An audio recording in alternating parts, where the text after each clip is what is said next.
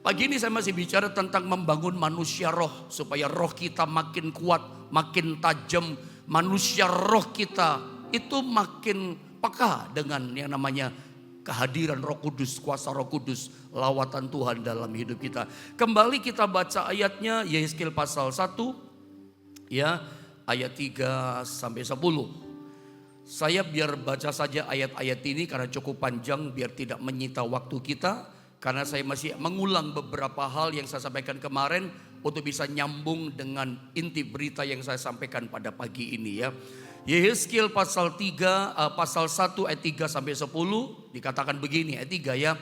Datanglah firman Tuhan kepada Imam Yehezkiel anak Buzi di negeri orang Kasdim di tepi sungai Kebar. Dan di sana kekuasaan Tuhan meliputi dia. Lalu aku melihat sungguh angin badai bertiup dari utara dan membawa segumpal awan yang besar dengan api yang berkilat-kilat. Dan awan itu dikelilingi oleh sinar di dalam. Di tengah-tengah api itu kelihatan seperti suasa mengkilat, kayak perak yang mengkilat, ya, putih, saudara, ya. Dan di tengah-tengah itu juga ada yang menyerupai 4 makhluk hidup, ya. Dan beginilah kelihatannya mereka. Mereka menyerupai manusia. Yang keenam, tetapi masing-masing mempunyai 4 muka.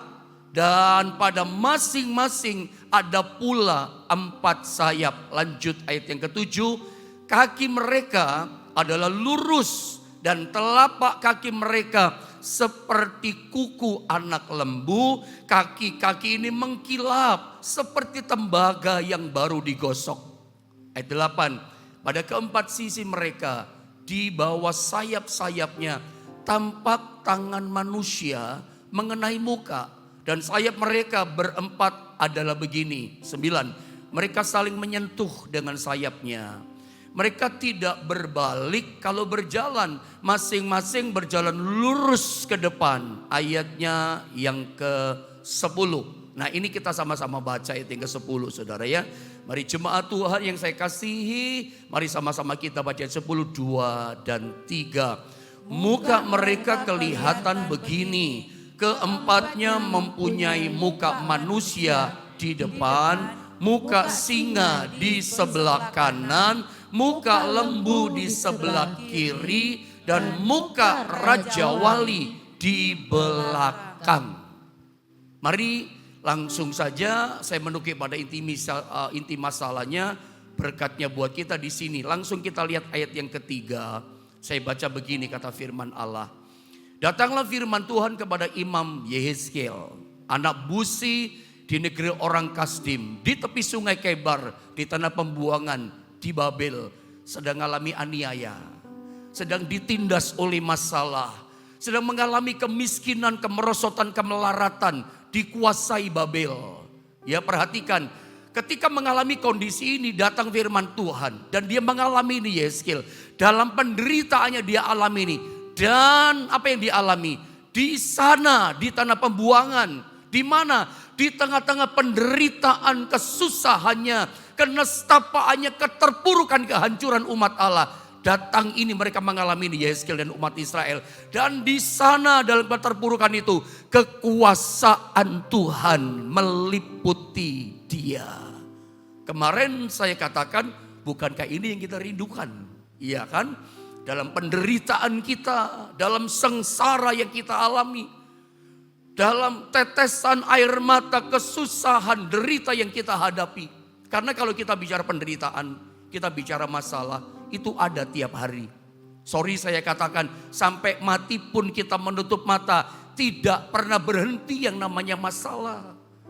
Nggak pernah berhenti saudara, yang namanya kesulitan datang, bertubi-tubi hantam hidup kita. Hari ini kita menang, besok bagaimana? Selalu ada itu masalah sampai kita menutup mata. Tetapi tentu yang kita rindukan adalah kita ngalami seperti Yehezkiel. Ketika kita mengalami kondisi yang tidak nyaman, yang kita tidak harapkan. Di sana dalam kesulitan kita, kekuasaan Tuhan atau kemuliaan Tuhan itu turun meliputi kita. Saudara, kemarin saya katakan untuk nyambung firman pagi ini, kemarin saya bilang sama saudara, kalau Anda masih ingat kan, bahwa ternyata kalimat kata yang mengatakan, maka kekuasaan Tuhan meliputi dia, maka kemuliaan Tuhan datang pada dia. Kalimat seperti ini bukan cuma dialami oleh satu orang saja yang bernama Yehezkiel. Kalau Anda baca dalam sepanjang Alkitab, dari Kejadian Perjanjian Lama sampai Maleakhi, sampai Matius, sampai kitab Wahyu yang terakhir, ada banyak dituliskan. Ada banyak orang-orang, bukan cuma satu orang, Yehezkiel saja yang diliputi kemuliaan kuasa Tuhan. Bukan cuma seorang Yehezkiel saja yang mengalami kemuliaan kuasa Tuhan. Banyak orang.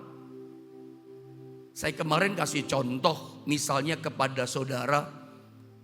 Ya, Nabi Musa itu dia mengalami kemuliaan Tuhan. Ya. Dan selalu begini ya, orang yang diliputi oleh kemuliaan Tuhan, orang yang mengalami kemuliaan Tuhan, itu hidupnya jadi lain, hidupnya jadi berbeda. Ada tahu apa yang terjadi dengan Musa? Begitu dia mengalami kemuliaan Tuhan meliputi hidupnya.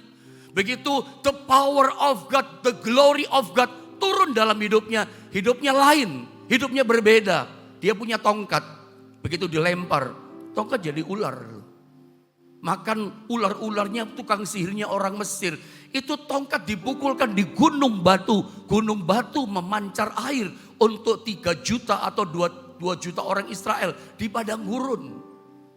Ketika di tanah Mesir dia datang, tongkat itu dipukulkan di sungai Nil. Itu sungai Nil jadi darah. Dipukulkan di debu tanah berubah jadi nyamuk. Musa jadi orang yang lain. Ada ingat Raja Saul yang suka kita bicarakan, yang suka diajarkan juga oleh para gembala-gembala rohani kita. Anda tahu Saul kan? Saul satu kali pernah diliputi kekuasaan Tuhan. Dia berubah hidupnya. Dia seperti kepenuhan seorang nabi. Padahal dia raja. Tapi dia pernah mengalami diliputi kuasa Tuhan. Orang berkata dia seperti nabi tapi bukan nabi. Ngomongnya kayak nabi. Tiba-tiba berubah. Apalagi Daud. Anda pernah dengar kisah tentang Daniel. Daniel itu adalah seorang yang diliputi kuasa Tuhan.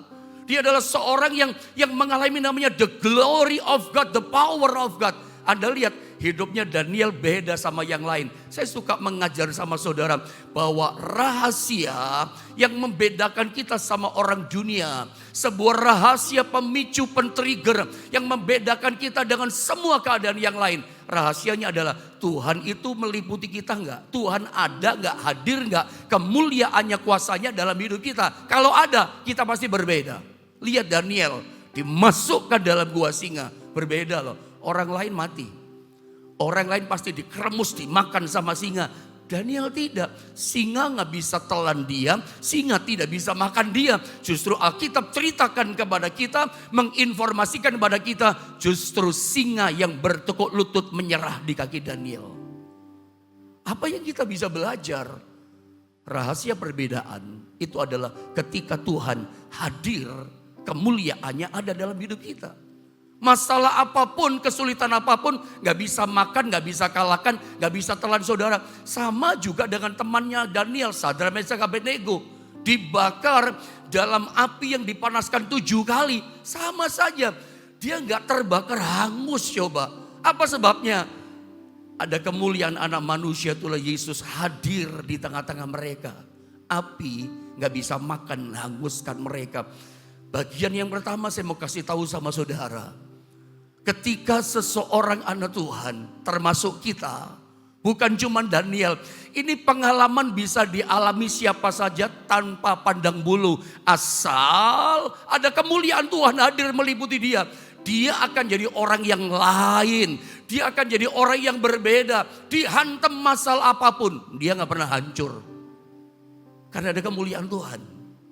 Jadi rahasia ini penting. Tapi ingat, saya tunjukkan kalimat berikutnya. Semua orang yang dipenuhi, diliputi kekuasaan Tuhan, selalu punya kesamaan, cirinya sama. Yaitu menuntut sebuah respon. Tuhan minta respon. Kita merespon tidak? Ini serius. Statement ini betul dan sangat serius bahwa semua orang. Jadi kalau kita lihat Daniel, kalau kita lihat Sadra, Mesak, Abednego, kita lihat Daud, kita lihat tokoh-tokoh Alkitab yang lain termasuk Yehezkiel, termasuk Esra, semua gitu ya. Orang yang mengalami kemuliaan kekuasaan Tuhan, itu selalu Tuhan menuntut, Tuhan minta apa? Respon. Respon kita bagaimana? Musa dalam ayat ini yang sudah kita pelajari kemarin, tidak usah dibaca. Ketika dia lihat kemuliaan Tuhan nyala dalam api, Tuhan minta respon. Apa responnya? Musa, tempat tanah di mana kamu berdiri itu kudus. Tanggalkan kasutmu, lepaskan sepatumu. Apakah Musa berontak? Apakah Musa katakan, doa enggak mau dong Tuhan. Saya mau tetap pakai kasutku, sepatuku. Ini kan hakku, suka-sukaku. Apakah Musa begitu? Tidak. Semua cirinya sama. Semua orang, semua anak Tuhan tidak pandang bulu. Kalau orang itu ngalami kemuliaan Tuhan, hancur tiba-tiba dipulihkan. Dia banyak ngalami pertolongan. Dia banyak ngalami mujizat. Cirinya sama. Selalu Tuhan minta sama orang itu respon. Respon. Musa diminta respon. Responnya apa? Tanggalkan kasutmu. Karena tempat di mana kamu berdiri itu kudus. Ingat saudara ya. Di mana ada Tuhan hadir, termasuk dalam keluarga kita, di mana ada kuasa kemuliaan Tuhan datang atas kita, tempat itu pasti jadi lain dan berbeda. Gunung Sinai, kaki Gunung Sinai berdiri, Tuhan ada di situ, langsung jadi tempat yang kudus. Berubah tempat itu. Ada nangkep gak maksud saya? Di mana Tuhan hadir dalam kemuliaan kuasanya, tempat itu jadi lain, tempat itu jadi berbeda. Lereng Gunung Sinai, tanah itu berubah menjadi tempat yang kudus. Makanya Tuhan minta respon, Musa tanggalkan kasutmu. Ada Tuhan jadi lain. Saya pernah bilang sama saudara, sekalipun neraka, itu tempat penghukuman untuk setan dan orang berdosa. Ada api yang tidak bisa padam di situ. Ada ulat yang tidak pernah mati menyiksa orang yang dalam neraka. Neraka yang mengerikan, ganas, kejam seperti itu. Tapi kalau ada Tuhan, neraka berubah jadi sorga. Di mana ada Tuhan, tempat itu jadi lain. Sekalipun sorga, tapi kalau sorga ditinggalkan Tuhan, gak ada sorga, bukan sorga lagi. Percaya begini, tempat apapun termasuk rumah tangga kita, rumah kita. Tempat apapun termasuk rumah makan saudara, toko saudara, warung saudara, pabrik saudara. Ada sebutkan apa? Termasuk persoalan saudara yang Anda hadapi. Yang penting begini, kalau ada Tuhan datang di tempat itu, di tempat kerja saudara, tempat itu jadi lain. Nah pertanyaannya, Tuhan hadir nggak di situ? Tuhan ada nggak? Karena kehadiran Tuhan selalu menuntut kamu harus punya respon. Respon kita bagaimana? Apakah kita cuek sama Tuhan? Lihat kalimat berikutnya dengan cepat. Karena setiap kali Tuhan buat sesuatu dalam hidup kita, kemuliaannya diberi. Diberikan mujizat kita, diberikan berkat kita, diberikan jawaban doa kita. Dikasih kemuliaan, dikasih kuasa. Dengar baik, Tuhan selalu minta respon dari kita. Percayalah begini, di mana ada Tuhan pasti berubah. Saya nggak tahu apa yang sedang Anda hadapi hari ini. Pertanyaan saya, yang penting Tuhan hadir nggak di situ?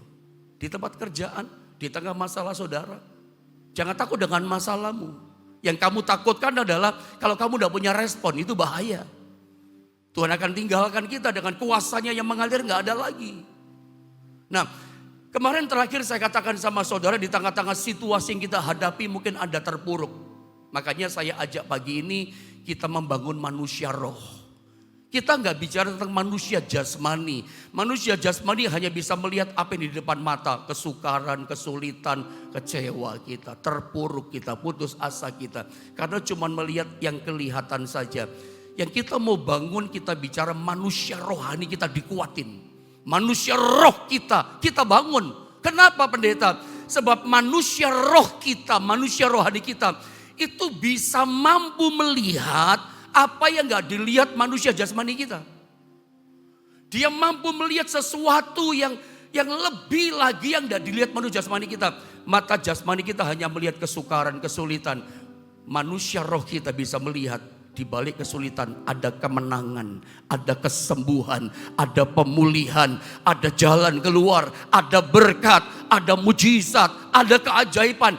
Itu manusia roh kita mampu melihat yang gak dilihat mata manusia jasmani kita. Dia bisa melihat yang gak bisa dilihat mata kita ini loh jasmani. Kalau mata kita cuma lihat kesulitan, keterpurukan, kita susah, gak bisa tidur, kita sedih, makin frustasi kita. Manusia jasmani terbatas. Makanya saya ingin pada sesi ini, ayo kita bangun manusia roh kita. Di balik semua yang kita hadapi, bagian terakhir saya katakan Tuhan itu punya rancangan dalam hidup kita. Ya, masalahnya kita seringkali tidak mengerti akan rencana Tuhan. Kenapa nggak ngerti? Nggak nyambung sama Tuhan. Manusia roh kita itu dingin. Ya, jangan-jangan manusia roh kita itu mati, nggak bisa hidup. Nah ini mesti dihidupkan, dibangunkan. Yang lagi tidur-tidur, manusia roh dibangunkan supaya ngerti rencana Tuhan. Manusia roh kita tuh bisa mampu melihat yang nggak dilihat mata jasmani. Percaya begini, terlepas dari apapun yang sedang Anda hadapi saat ini, yakin gini, Tuhan punya rencana yang luar biasa atas kehidupan kita. Nah untuk ngerti ini, manusia roh, kita mesti ikuti frekuensinya cara kerja Tuhan. Saya gambaran kemarin, nyetel radio, kalau frekuensinya nggak pas, ya nggak nyambung, kesek. Nggak jelas suaranya, ini siaran apa, ini ngomong apa, ini penyiar nggak nyambung. Tuhan bicara apa kita nggak tahu. Rencana Tuhan apa, nggak nyampe sama kita beritanya. Kenapa? Manusia roh kita tidur, ngantuk. Manusia roh kita jangan-jangan mati. Makanya buntu, nggak ngerti rencana Tuhan. Saya berharap pagi ini kita bangunkan manusia roh kita. Bisa melihat jauh ke depan janji rencana Tuhan. Nah untuk ngerti ini bertahap kita mulai masuk bagian ayat 10. Saya berharap nyambung ya. Walaupun mungkin agak panjang tapi sengaja. Supaya jadi ingat-ingatan. Tidak gampang mempelajari kisah ini. Saya baca ayat 10. Yehezkiel 1 ayat 10. Respon kita seperti apa sebetulnya? Manusia roh kita. Dibangunnya seperti apa? Seperti ini. Ayat 10 saya baca, dikatakan begini. Muka mereka, Yehezkiel di tengah-tengah penderitaan dia lihat satu penglihatan, makhluk sorgawi, makhluk roh ini saudara ya. Muka mereka kelihatan begini, keempatnya mempunyai muka manusia di depan, muka singa di sebelah kanan, muka lembu di sebelah kiri, dan muka raja wali di belakang. Ini makhluk roh ya. Jadi jangan dijauhkan, ada yang ngomong macam-macam. Oh ini kok kayak setan, bukan. Ini juga bukan sebangsa dewa, bukan. Ini makhluk roh yang intinya singkatnya begini. Ini adalah gambaran pribadi Tuhan sendiri. Kok aneh sih Alkitab ngomong yang aneh-aneh? Ingat sepanjang Alkitab dari Kejadian sampai Wahyu, Tuhan kita itu Tuhan yang sangat profetik. Ya, Tuhan kita suka bicaranya pakai simbol. Dia punya rule sendiri untuk bicara sama kita. Dia itu punya aturan gitu loh. Dan rule-nya Tuhan kita nggak bisa lampaui. Tuhan tuh memang sengaja kok. Dia banyak bicara sama kita secara profetik pakai simbol. Saya suka bilang sama saudara, bahkan untuk membangun kemah tabernakel yang dilihat sama Musa sorga, disuruh bangun tabernakel di dunia ini seperti kemah yang dia lihat di sorga. Kainnya saja mesti warna ungu tua, ungu muda, kain kirmisi, kayunya kayu penaga. Bahkan pakai macam-macam saudara, yang mesti pakai emas, pakai ini segala macam. Bahkan Tuhan banyak bicara, bahkan Yesus saja dikatakan, aku roti hidup, aku air kehidupan. Itu kan simbol semua. Rasul Yohanes dia pernah lihat Yesus pun itu simbol semua yang dilihat. Rambutnya putih, mata kakinya kayak tembaga. Persis yang dilihat Yehezkiel kan, kakinya kayak tembaga. Sebetulnya yang dilihat oleh Yehezkiel itu simbol. Simbol siapa? Gambaran daripada pribadi Allah sendiri. Makhluk yang punya 4 wajah ini, itu menunjukkan ini loh sifat karakternya Allah. Dan Tuhan menuntut begini, secara khusus manusia roh kita memberi respon. Responi setiap wajah ini itu ada pada kita, itulah maksudnya. Kuncinya kan cuma sederhana kan rahasianya. Ini apa sih maksudnya kisah yang barusan kita baca? Sederhana saya ngomongnya, makanya dari awal saya pelan-pelan ngomong. Saya sederhanakan, gak main tobruk cepet supaya ada bingung, enggak. Sederhana, kalau ada di antara saudara ingin mengalami datangnya kemuliaan Tuhan. Ada ingin ngalami seperti Daniel, ada ingin ngalami seperti Yehezkiel, ada ingin ngalami seperti yang dialami Sadra, Mesak, Abednego, dihantam masalah, kesulitan. Kok gak hancur ya? Tempat kerja kita yang tadinya mungkin berantakan, keadaan ekonominya dibangkitkan Tuhan. Rahasianya adalah ada kemuliaan Tuhan datang. Ada rindu gak ngalami kuasa, the power of God, mujizatnya, jawaban doa, keajaibannya, perkara yang besar terjadi sama kita. Kuncinya untuk ngalami itu, Tuhan minta secara spesial kita punya respon khusus manusia roh kita kepada sifat-sifat ilahi Tuhan ini loh. Tuhan kasih contoh, manusia roh kita tuh mesti kayak gini, kayak gini, kayak gini. Ada 4 wajah ya. Wajah yang pertama manusia di depan, sebelah kanan wajahnya singa, sebelah kiri itu lembu, belakang Raja Wali.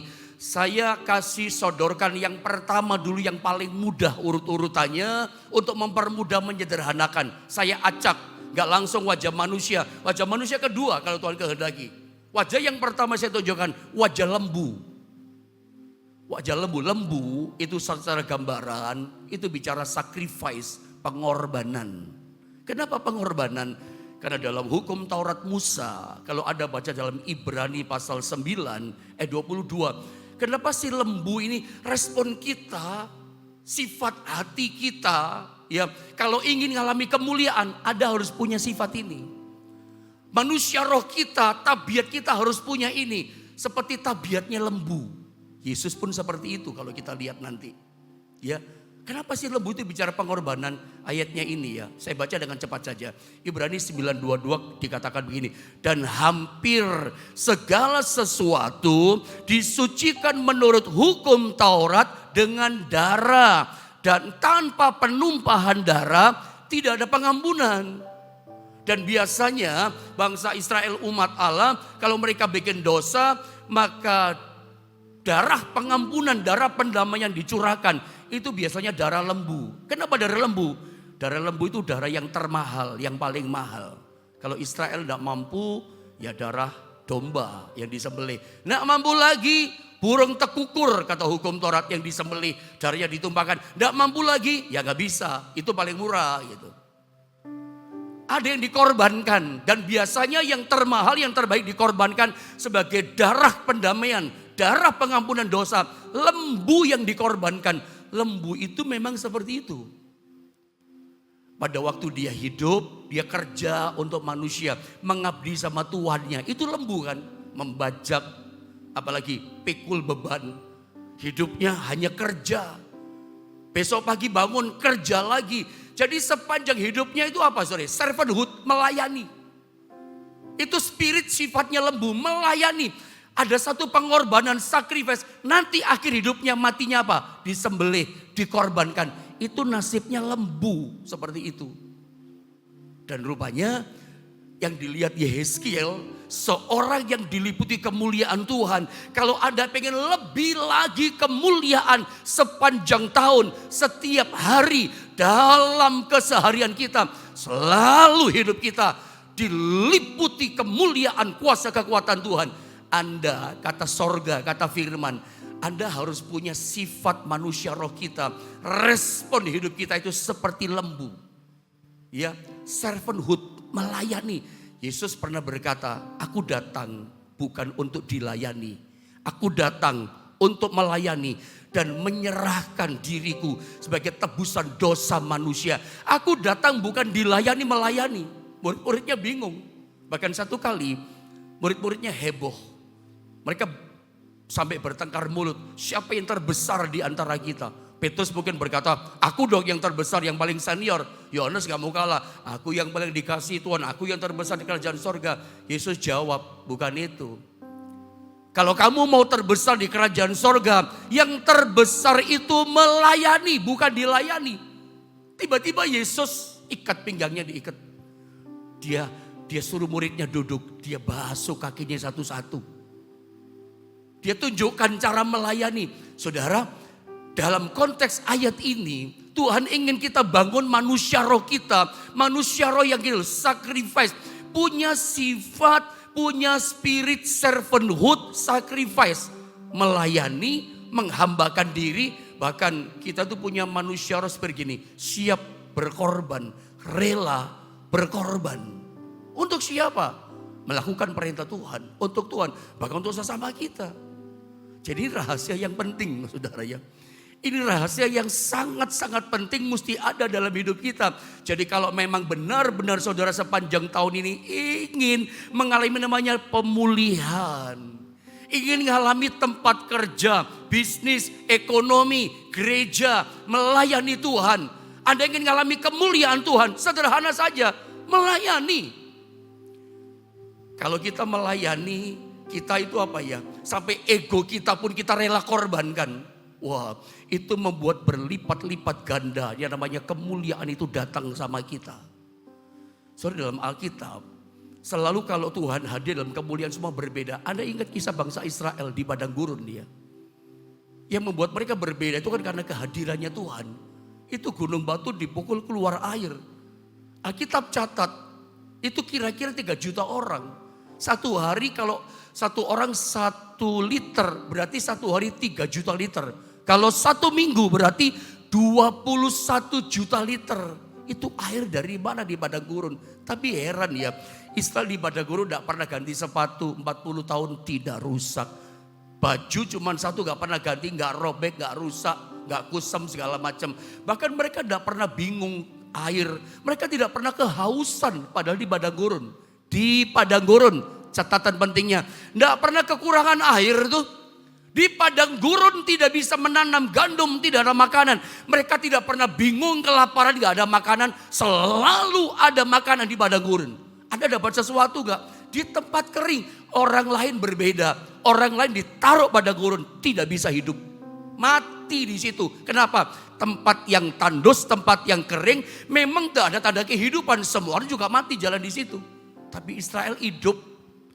Israel tidak pernah kekurangan makan. Mereka tidak pernah kekurangan air dan tidak pernah kehausan. Selalu ada air, satu hari 3 juta liter. Itu ajaib loh. Itu ajaib loh. Kenapa? Ada kemuliaan Tuhan di situ lewat tiang awan, tiang api. Selalu yang membedakan rahasianya adalah itu. Dan kalau Anda rindu ngalami di masa sukar sekalipun, kesukaran gak bisa hancurkan kita. Sakit penyakit gak bisa hancurkan kita. Sederhana rahasianya. Kemuliaan Tuhan itu mesti hadir dalam hidup kita gitu loh. Dan untuk ngalami itu Tuhan cuma tuntut satu perkara, yang pertama respon. Respon yang bagaimana? Rela berkorban. Ada yang namanya servanthood, melayani. Jangan maunya cuma dilayani. Belajar melayani. Dan punya semangat pengorbanan. Saudara, kalau bicara ngalami kemuliaan Tuhan, kami di depan sini termasuk saya lah, saya ngomong saya lah. Di tempat seperti ini, saya sendiri di sini lagi khotbah di depan saudara, sama yang lain juga. Tapi ini tentu berlaku juga buat kita, juga semua pelayan. Saya satu di sini, tapi yang lihat ini ribuan ya, mungkin 2000 sekian pagi ini. Yang live, belum nanti kemudian. Ini tempat ini ada kemuliaan. Dan tidak gampang, orang alami kemuliaan mudah jatuh. Kalau dia responnya bukan respon melayani, maunya cuma dilayani. Responnya bukan rela berkorban. Ya, yang namanya sacrifice your ego, sacrifice yourself. Itu kalau nggak ada, Allah gampang jatuh saudara. Kemuliaan itu tidak gampang loh. Seringkali orang ketika mulai mapan, ngalami berkat Tuhan yang luar biasa, seringkali sudah lupa. Seringkali udah lupa semangat spirit respon yang khusus yang diminta sama Tuhan. Seringkali lupa, udah hilang semangat yang namanya servanthood itu, melayani itu. Saya sangat kagum sekali ketika orang sudah dipakai dalam level tertentu masih bisa melayani dengan sesama, masih bisa rendah hati, masih ada semangat pengorbanan. Sebetulnya dia bisa santai-santai di rumah, tapi masih datang ke gereja, masih mau melayani Tuhan, masih mau berkorban buat pekerjaan Tuhan. Good, sebab itu memang respon dari manusia roh kita yang diminta sama Tuhan. Kalau Anda ingin mengalami pencurahan kuasa Roh Kudus, rohnya, kuasanya dicurahkan, bekerja dalam hidup kita. Tidak ada kuasa, tidak ada yang lain. Ada yang khusus yang Tuhan minta, yaitu apa? Respon ini mesti ada. Dan saya berharap dari apa yang saya sampaikan ini Anda mengerti. Tidak ada yang bisa hancurkan saudara. Percayalah. Orang boleh kutuki saudara, orang boleh katakan macam-macam. Tidak ada. Kunci cuma satu. Respon khusus yang Tuhan minta ini lakukan. Tetap punya servanthood semangat kita. Tetap ada namanya sacrifice. Rela berkorban dan mau berkorban. Untuk sesama kah? Terutama untuk Tuhan. Untuk pekerjaan Tuhan. Selama itu ada. Anda jangan santai-santai, diam-diam, cuek-cuek, dingin dengan Tuhan. Saya percaya kalau servanthood ini ada sama kita sepanjang tahun. Tahun mungkin berubah tambah sukar, mungkin ada kesulitan, no problem. Israel di padang gurun saja gak hancur kok. Mereka gak pernah bingung makan yang datang sama kita. Yang dicari orang. Itu mencari mereka loh. Yang dikejar-kejar sama orang kebutuhan ekonomi. Itu yang kejar mereka. Buka mata datang kok berkat. Itu kan Alkitab yang katakan, bukan saya bercerita. Firman Tuhan yang bercerita. Ayat yang terakhir saja saya kasih sama saudara. Ayat terakhir Yohanes 5:19. Yesus kasih teladan. Yesus anak manusia. Allah yang menjadi manusia kasih contoh. Saya baca. Yohanes 5 ayat 19 dikatakan begini. Maka Yesus menjawab mereka katanya. Aku berkata kepadamu. Sesungguhnya anak tidak dapat mengerjakan segala sesuatu dari dirinya sendiri. Dia gak sombongkan dirinya. Dia berkata apa? Jikalau tidak ia melihat Bapa mengerjakannya. Sebab apa yang dikerjakan Bapa, itu juga yang dikerjakan anak. Yesus kasih contoh. Aku melayani. Bapa yang mengutus aku. Kuasa yang bekerja bukan dari aku. Dari Bapa. Anak manusia ini Yesus mengajar kepada kita. Yesus itu spiritnya seperti spirit lembu. Dia kerja, dia melayani, rela berkorban, memberikan nyawanya untuk umatnya, untuk domba-dombanya. Itu Yesus. Dihina orang tetap. Coba kalau waktu dia dihina-hina di kayu salib, turun dari kayu salib katanya kau anak Allah. Kalau dia turun, tidak ada loh keselamatan. Dihina tapi tetap rela berkorban. Tidak berubah. Semangat sacrifice seperti ini. Ya spirit servanthood, melayani. Bukan dilayani, bukan cuma maunya dilayani, tapi mau melayani. Ini mesti ada respon khusus manusia roh kita. Dari dalam kita. Bukan dibuat-buat. Bukan cari kemuliaan, bukan cari pujian. Itu nanti akan datang sendiri saudara ya. Saya berharap saudara mulai bisa menangkap ini firman Allah. Sehingga hari-hari yang kita lewati selalu ada perbedaan. Karena ada Tuhan bersama kita. Ingat, di mana ada Tuhan, kita akan jadi manusia yang lain. Kita akan jadi orang yang berbeda. Kiranya penyertaan Tuhan, kuasa Tuhan ada atas setiap saudara. Tetap rendah hati. Tetap semangat melayani, bukan dilayani. Spirit kita rela berkorban, mau berkorban termasuk ego kita. Oh saya percaya Anda akan jadi manusia yang berbeda. Karena ada kehadiran Tuhan selalu dalam hidup saudara.